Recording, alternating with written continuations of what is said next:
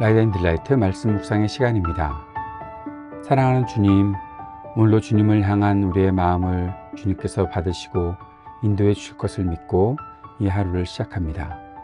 주님과 동행하는 것을 간절히 사모하고 오늘도 주님의 말씀이 우리의 삶을 가득히 채워 주실 것을 믿습니다. 주님의 말씀을 듣고 깨닫고 묵상하는 이 모든 시간이 하나님께서 원하시는 뜻을 이루고 살아가는 우리의 삶으로 계속 전진해 나갈 수 있도록 성령께서 우리를 도우시고 함께하여 주옵소서. 우리는 약하고 우리의 다짐은 영원하지 않은 것을 우리가 잘 알고 있습니다. 이렇게 약한 우리를 아시는 주님께서 오늘도 긍휼을 베풀어 주셔서 우리가 성령의 충만함으로 주의 뜻을 이루고 주님과 끝까지 함께하는 우리의 삶이 되도록 인도해 주옵소서. 오늘도 우리 안에서 역사하실 주님을 기대합니다. 예수님 이름으로 기도드립니다. 아멘. 오늘은 여호수아기 마지막 말씀 여호수아기 24장 19절에서 33절까지 말씀을 함께 읽고 묵상하겠습니다. 여호수아기 24장 19절에서 33절까지의 말씀 새한글 성경으로 읽겠습니다. 여호수아가 백성에게 또 말했다. 여러분은 여호와를 섬길 수 없습니다. 그분은 거룩하신 하나님이시기 때문입니다. 그분은 질투하시는 하나님이십니다. 그분은 여러분의 잘못과 죄를 용서하지 않으십니다. 여러분이 여호와를 버리고 다른 나라 신들을 섬긴다고 합시다. 그러면 그분은 돌아서서 여러분에게 잘해주지 않고 여러분을 끝장내실 것입니다. 여러분에게 잘해주신 뒤에라도요. 백성이 여호수아에게 다짐했다. 그렇더라도 우리는 여호와를 섬기겠습니다. 여호수아가 백성에게 말했다. 여러분이 섬길 분으로 여호와를 선택했다고 증언할 사람은 여러분 자신입니다. 백성이 동의했다. 그렇습니다. 이제 여러분 가운데 있는 다른 나라 신들을 없애버리십시오. 여러분의 관심을 여호와 이스라엘의 하나님께 쏟으십시오. 백성이 여호수아에게 또 다짐했다. 여호와 우리 하나님을 우리가 섬기고 그분의 말씀을 잘 듣겠습니다. 여호수아가 그날 백성을 위하여 언약을 맺고 그들에게 규정과 법령을 일러주었다. 세겜에서였다. 여호수아는 이 말씀들을 하나님의 가르침 책에 적어 넣었다. 또 큰 돌을 가져다가 거기 곧 여호와의 거룩한 장소에 있는 참나무 아래에 세웠다. 여호수아가 온 백성에게 말했다. 보십시오. 이 돌이 우리에게는 증거물이 될 것입니다. 이 돌이 여호와께서 우리에게 하신 말씀을 다 들었기 때문입니다. 이 돌은 여러분에게 증거물이 되어 여러분이 여러분의 하나님을 모른다고 하지 않게 할 것입니다. 여호수아가 백성을 저마다 나누어 받은 땅으로 떠나 보냈다. 이런 일들이 일어난 뒤에 눈의 아들인 여호와의 종 여호수아가 죽었다. 나이가 110세였다. 여호수아는 그가 나누어 받은 땅의 경계 안 에브라임 산지의 딥나세라흐에 묻혔다. 가하스 산의 북쪽이었다. 이스라엘이 여호수아의 모든 날 동안에 여호와를 섬겼다. 여호수아보다 더 오래 살았던 원로들의 모든 날 동안에도 그렇게 했다. 이들은 여호와께서 이스라엘에게 해주신 온갖 일을 알고 있던 사람들이었다. 이스라엘 사람들이 이집트에서 가져온 요셉의 뼈를 세겜에 있는 땅에 묻었다. 그 땅은 야곱이 세겜의 아버지 하몰의 자손에게서 베크시타에 산 것이었다.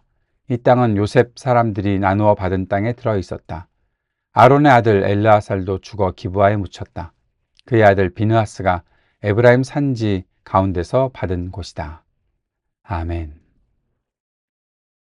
여호수아기 마지막 말씀을 봅니다. 백성에게 여호수아가 참 염려하는 마음을 가지고 하나님을 섬기는 것에 대해서 말했고 결단하라. 나와 내 집은 여호와를 섬기겠다라고 말하고서 백성들이 대답했던 것을 우리가 들었습니다. 우리는 하나님을 버리고 다른 신들을 섬긴다는 것은 있을 수 없는 일이라 생각한다. 그렇게 말하면서 아주 다짐에 다짐을 더하는 그들에게 여호수아가 이렇게 말합니다.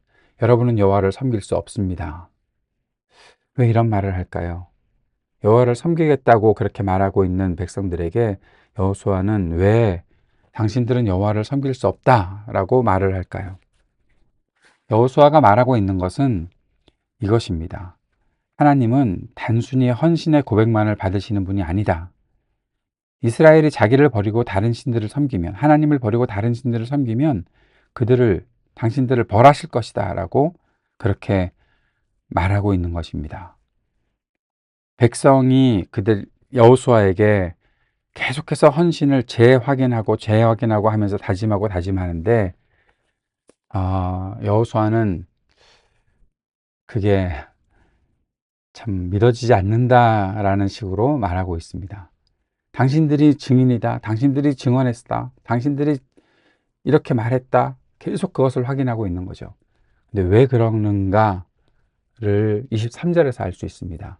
그들은 이미 다른 나라 신들을 가지고 있었던 것이죠. 23절이 너무 충격적이지 않습니까? 자기들이 나누어 받은 땅에 가서 살면서 이미 다른 나라 신들을 가지고 있었다.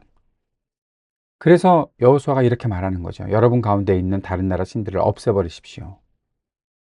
와, 하나님께서 도우셔서 그 땅을 차지했고 그 땅을 분배받고 나가 살고 있는데, 지금 여호수아가 그들이 어떻게 했는지 다 알고 있는 거죠. 당신들 지금 다른 나라 신들 가지고 있잖아. 그거 버려야지. 충격입니다. 하나님께서 다 진멸하라고 하신 거 진멸도 하지 않았고, 쫓아내라고 했는데 쫓아내지도 않았고, 그래서 그들과 사귀지 말라고 하고 통혼하지 말라고 했는데 이미 그들과 어떤 관계를 맺고 있는지 그들은 다른 나라 신들을 가지고 있었다는 거죠. 그래서 여호수아가 다시 한번 말합니다. 여러분의 관심을 여호와 이스라엘의 하나님께 쏟으십시오. 이 말은 다른 말로 표현하면 무엇입니까? 왜 관심이 자꾸 딴 데 가 있습니까? 라고 말하는 거죠. 여호와 이스라엘의 하나님께 당신들의 관심을 쏟아야 합니다. 가지고 있는 거 버리고. 백성들은 또 다짐하죠. 우리가 하나님을 섬기고 그분의 말씀을 잘 듣겠습니다. 얘기합니다. 그래서 여호수아가 언약을 맺고 규정과 법령을 알려주는 일을 세겜에서 한 것입니다. 그리고 책에 적어 넣었고 이 모든 가르침을, 그리고 돌을 가져다가 참나무 아래 세우고 증거물이 되도록 그렇게 했습니다. 이 돌이 다 들었다. 돌이 뭘 듣겠습니까? 그런데 당신들만 들은 게 아니라 이 돌도 들었지 않느냐. 그래서 지나다니다가라도 이 돌을 보면 당신들이 우리가 하나님 앞에서 맹세했었지 라는 것을 기억하라라고 말하고 있는 거죠. 하나님 모른다고 하지 말아라. 이것이 증거물인데. 근데 그들이 어떻게 했습니까? 이미 우리는 또 사사기를 다 알고 있잖아요. 이스라엘의 역사를 알고 있잖아요. 지금 이 말을 27절을 보니까 베드로가 생각이 납니다. 내가 어떻게 예수님을 부인하겠습니까? 절대로 그런 일은 없습니다. 절대로 그런 일은 없습니다. 라고 말했는데 나는 그를 모른다. 나는 그를 모른다. 막 저주하고 화내면서 예수님을 모른다고 부인했던 베드로. 이스라엘 백성들, 구약에 있었던 이 이스라엘 백성들 똑같고 베드로도 똑같고 지금 우리도 똑같은 거 아닐까? 예, 말이 나오지 않죠. 똑같습니다. 다짐하고 또 다짐해도 똑같이 주님 앞에 그 순수함을 지키지 못하고 자꾸만 다른 거 가지고 다른 데 관심을 돌리는 게 우리들의 모습이 아닌가.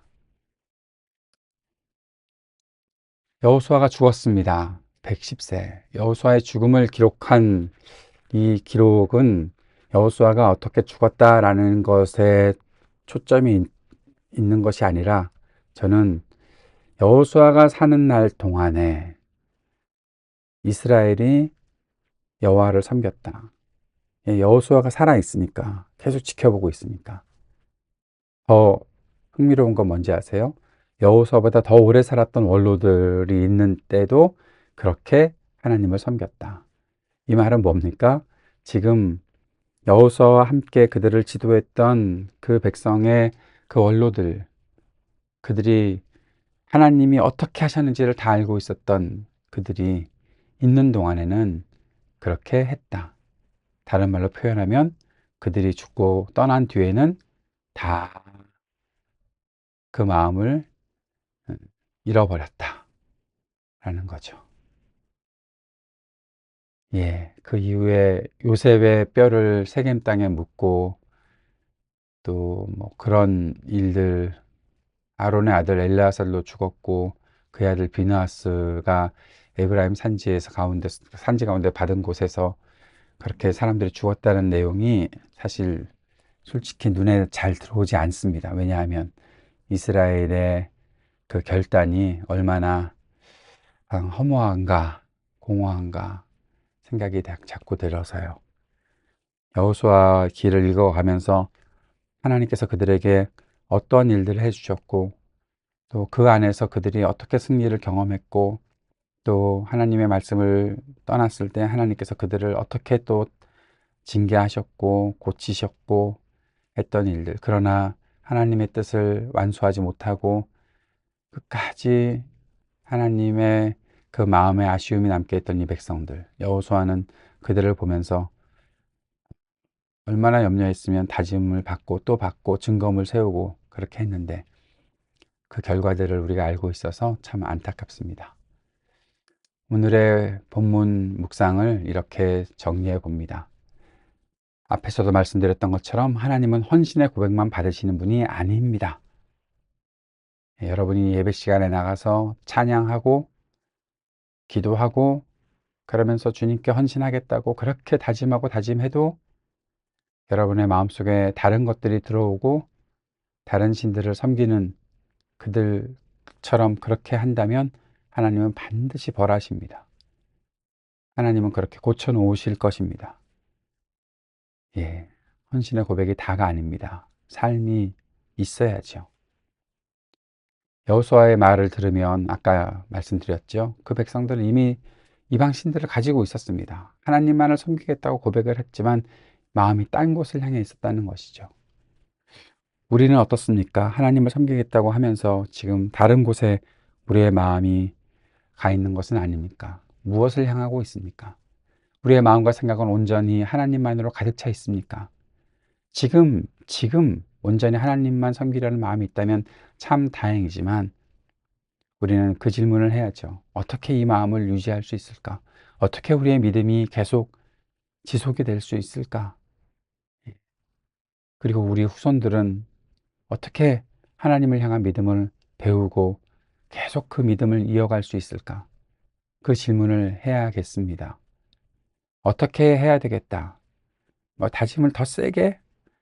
아니면 도대체 뭘 할까요? 먼저는 우리 속에 있는 그런 다른 생각들을 버려야 되겠죠. 예, 버려야죠. 그건 마땅합니다. 근데 자꾸 생각이 나오는 것은 버려놓고 또 가져올 텐데 자꾸 그렇게 반복되는 그런 우리의 모습을 알기에 오늘 우리가 할 수 있는 일은 주님께 긍휼을 구하고 성령께서 우리 안에 충만히 거하셔서 끝까지 우리를 도우시기를 원하고 기도하는 것입니다. 그 마음 잃지 않고 살아갈 수 있는 우리가 될 수 있기를 바랍니다. 하나님께서 명령하신 것, 하나님의 땅에 살면서 하나님의 나라를 실현시키고 하나님의 통치가 우리 가운데 완전하게 이루어질 수 있도록 하는 삶이 우리 가운데 있기를 바랍니다. 우리의 마음이 하나님을 향해서 고정되고 그 마음 흔들리지 않도록 주님께 긍휼을 구하는 우리가 되기를 바랍니다. 내일 2월 7일부터는 누가복음 묵상이 이어집니다. 누가복음 개관도 올려드릴 예정입니다. 많이 시청해 주시고 또 함께 잘 배우고 묵상이 이어지는 귀한 시간이 되기를 바랍니다. 주님께서 가르쳐 주신 기도 함께 드리겠습니다. 하늘에 계신 우리 아버지, 아버지의 이름을 거룩하게 하시며 아버지의 나라가 오게 하시며 아버지의 뜻이 하늘에서와 같이 땅에서도 이루어지게 하소서.